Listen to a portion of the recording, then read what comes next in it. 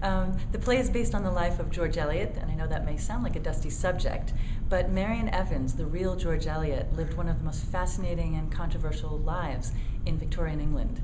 And I was fascinated to learn that this woman who never set out to be a rebel became the most scandalous woman in all of Victorian England.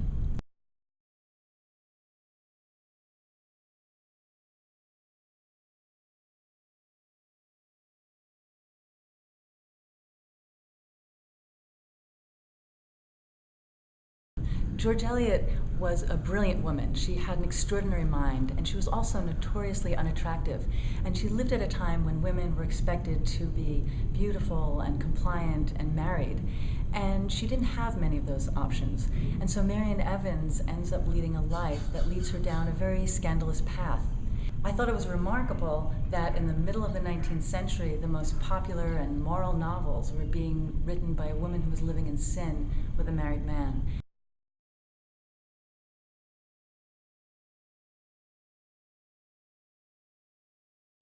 It wasn't unusual that Marian Evans chose a male pen name. There were many writers who were doing that, but her reasons were very different. Most women chose a male pen name because they wanted to be taken seriously as writers. They didn't want to have their work judged as the work of a woman. In Marian Evans' case, she had to worry that her work might be judged as the work of a particular woman. Her life was so scandalous, so socially unacceptable, that if people knew that she had written these stories, they probably never would have been published.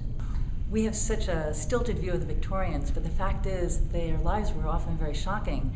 And it's interesting that the night before George Eliot's father died, she wrote a letter to a friend and said, "I had this horrid image of myself becoming earthly, sensual, and devilish for want of his restraining, purifying influence."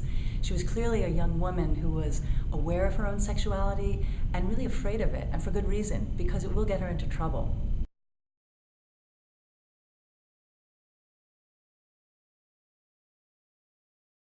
I began the play as a one-woman play, and it was very encyclopedic and it was full of information, but I realized pretty quickly that it wasn't a play. And so the challenge, and I think it's a challenge with any history play, is to take the historical information and the dramatic life and then really turn it into a piece of drama.